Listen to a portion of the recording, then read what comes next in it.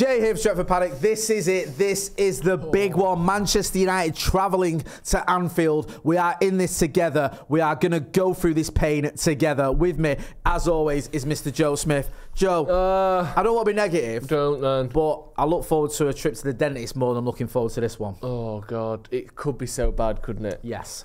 But what I've done, I've craftily come up with a little sort of storyline I'm going to weave that will make everyone feel a lot less anxious about this game. Okay, I'm looking forward to this because I need a way of feeling a lot less anxious that doesn't involve me getting back on it. Yeah. Well, do you want to hear my hypothesis? Yes, please. So you can see there, make or break, right? Yeah. What I'm going to do is rip that up and throw it over the shoulder. What we've actually got here, and you're not going to believe I'm about to say this, is almost, not quite, almost a free hit. And let me tell you why. Because everyone is, United fans, Liverpool fans, pundits, the media, everyone is so convinced we're going to get battered that unless we lose 4-5, 6-0, people will look at this as almost, well, we lost 2-1. Not bad, that. You know, if we lose a close game or even 2 goals, people will be rightly upset, devastated, it's, you know, gutting, all of that stuff. But it will not be the end of the world scenario because we almost expect it to happen. And if somehow the miracle happens and we walk away with a win or even a draw, maybe not a miracle, it would be a fantastic result. It will be billed as the catalyst Ten Hag needed. This team still got some fight. It's almost like if we lose, people expected it, and if we win, it will be like earth-shattering. There's part of me that thinks, obviously, 4-5, 6-0 onwards, which is very possible, will still be an ultimate disaster, may cost Ten Hag his job, I get it. But if you can keep this game close and push Liverpool, it will almost be seen, I think, as this like miracle, which is almost, for Ten Hag, not a free hit, but like, you've actually got a chance to do something amazing here, and people won't be that mad if you don't. It's bizarre where we found ourselves, but do you sort of know what I mean? So, correct me if I'm wrong. Yes. What you're saying is you think we're going to win? No, I'm not saying that. Right. But, no, I'm not saying that. You're very confident that this game will be quite easy. You've heard what I've said, and you've turned it into a hellish lie. You think Rasmus Højlund is going to finally break his Premier League duck? Yeah, I do actually. And we're going to win 1-0. I do think fair enough. Yeah. No, I understand what you're saying. The issue I have, if that happens, if we lose 2-1 or whatever, we go, yes, it's deflating losing at Anfield, but it's not bad. My issue is I'm not sure we're going to only do that. I think what happened last year, psychologically, it's going to be the back of both sets of players' minds. If they get an early goal, they're going to come at us and think we can absolutely batter him. The player's going to think, oh, you know, we lost 7-0, all the rest of it. And we are so down to the bare bones. To the point where Harry Maguire has gone from being 5th choice centre-back to 1st choice centre-back. He's injured. We're already losing, or we've already lost Tyrell Malacia. Now we've lost Luke Shaw again. From what we gather, this is being recorded before the press conference, but it looks like both of those are out. We've lost Mason Mount, Christian Eriksen, Casemiro. They've all been out. Lisandro Martinez has been out. We've lost, not lost, but Martial and Rashford didn't feature in midweek. Now, you might argue that they're not exactly setting the world alight, but it's more players who've got injuries recently who have been in and around the first team. You look at the players that are available, and it's really, really worrying.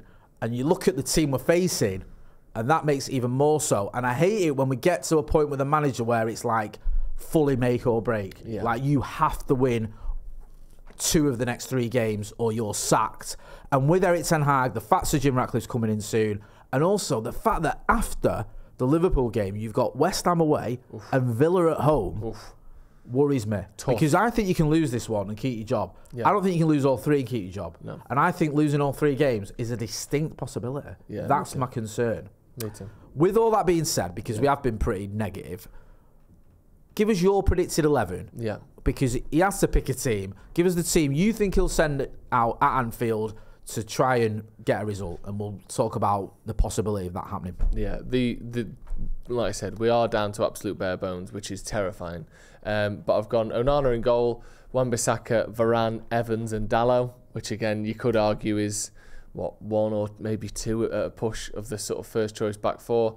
A midfield three. I've sort of stacked out the midfield a little bit. Yeah. Obviously, there's no Bruno Fernandes, so he can't play. Yeah. No, like I said before, no Mason Mount. Fernandes obviously suspended. No Mason Mount. Eriksen's injured. Casemiro's injured. We've got three midfielders. I think they've got to play, and that's Mainu, Amrabat, and McTominay. Yeah. Actually, the idea of Mainu and Amrabat quite excites me a little bit because I think you've actually got two defensively minded players there, and then McTominay can be that kind of arriving in the box player. The problem with McTominay is, one of a few problems, is that his build-up play and his chance creation is non-existent. Like, people say, play him in the 10, play him in the 10. Yeah, but Bruno Fernandes gets, on average, 10 to 20 assists a season. Scott McTominay is incapable of making enough chances for that to be possible. That's with Bruno, by the way, massively underachieving on his expected assists because our strikers can't score. Scott McTominay doesn't play the ball well into the final third.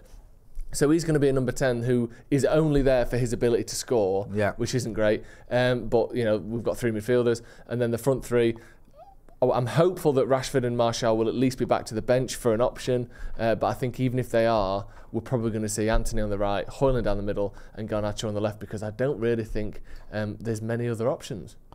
I agree with almost everything you've just said. Well, I think I do agree with everything you've just said. I feel that, perversely,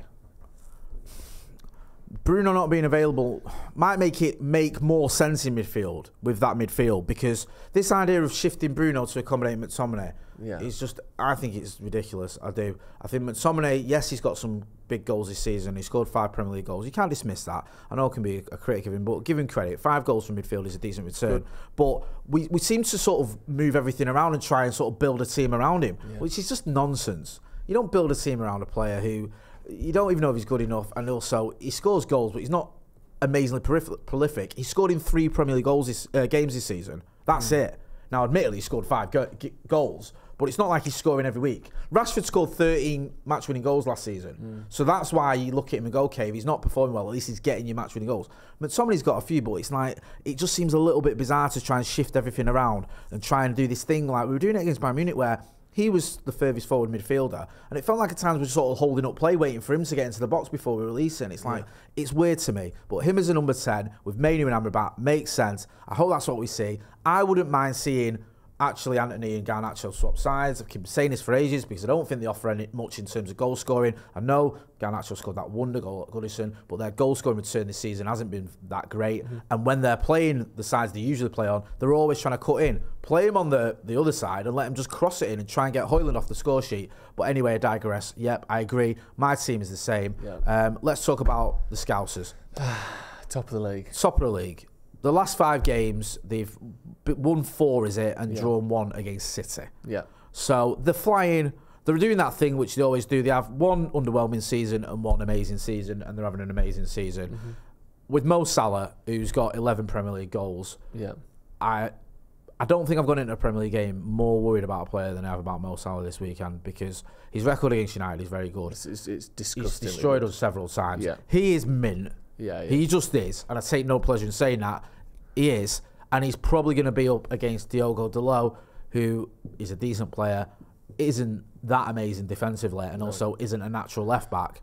It's going to be very difficult. The one thing I will say about Dalot, he did a very good job on Saka in the Arsenal game. He did, fair play to you for and that. I know Salah is a level, or maybe I would say 2 above Saka, but Saka is a very good player who in the past has sort of torn left-backs apart, and Dalot did a good job. Maybe him playing on the other side to his normal side will give him an extra sort of mental sharpness of like, right, these aren't my normal surroundings. I can't have any lapses of concentration. I'm hoping that that's the case. Just a couple of stats before we get to score predictions. Liverpool's XG this season is 32.6, which is the most of anyone in the league. United's XG is 25.7, so 7 goals less. We're 11th in the league. United are averaging 1.1 goal per game, which is 15th in the league.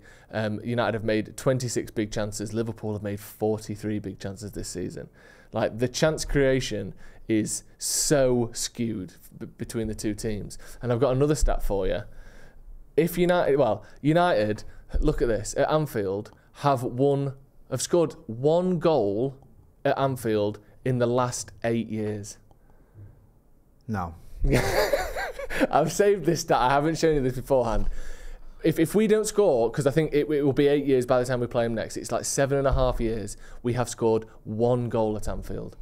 How absolutely unbelievable is that? Look at Jay's reaction. It's a physical... That is horrendous, isn't it? I didn't know... I couldn't imagine it was that bad. Well, what you're forgetting is that in 2016 and again in 2021, we drew. That's true. So you can take comfort from that. Yeah. That is almost Evertonian levels of... It's probably worse. ...ineptitude against Liverpool. And the goal that we did score, by the way, was in a 3-1 loss. Was that Jose's last game? I think was it might that have Jesse been. when we got beat? Yeah, I think it was. December 2018, yes, yeah, it would have was. been, wouldn't it? So that was the Lingard So that goal. game, we scored in it, but it was literally the end of a manager. One thing that annoys me about all this is people will go, well, Liverpool, you know, during that period, they've won a title, they've been challenged. So there's times during that period we finished above them. Last season we finished above them. We lost 7-0 to them. Yeah. And also, even going back to when I was a kid, Liverpool used to win title after title. We still had a very good record against them. We beat them quite a lot. So it's annoying because it's not a derby as such, but it has that derby element to it, where anything can happen almost. Yet looking at that, anything doesn't happen. Liverpool just win every time almost. Yeah. It's disgusting that. It's not good enough. No. And it really just fills me with dread. I'm struggling to find any comfort. And I don't like coming on here and sort of, you know, criticising the team or praising Liverpool or acting like, oh, we've got no chance. But you've got to be slightly realistic, which is why I'm going to go for a 1-0 win to United. Rasmus Højlund. What are you going for? Every time a team has attacked us consistently this season, they've scored buckets of goals. Yeah. I think the best we can hope for is a 3-1 loss. Right, okay. You know, I hate saying it, but Liverpool are going to score multiple goals because our defence is shambolic, and we aren't going to score more than one. So I come to the conclusion 3-1. Do you agree with Joseph or me or neither of us? Get your phones out, film yourself in landscape for 30 seconds, give us your score prediction, send it to paddockmatchday@gmail.com. We will then use it as our pre-match build-up, part of our pre-match build-up for the watch-along, where me and Joseph will be here on Sunday. So we're going to go through this together. Also, don't forget, on the 28th of December, we're going to be in Dublin. Me, Joe, McCullough, Howson, Wes Brown, the artist man in all the town, in Dublin. Link in the description. Come and join us. Joe. Stretford, Paddock, live. He said it. Come on. Always a pleasure, my brother. Thank you. Come on, we can get through this. That's been Joe, I've been Jay. This has been Liverpool Preview. Thanks for watching.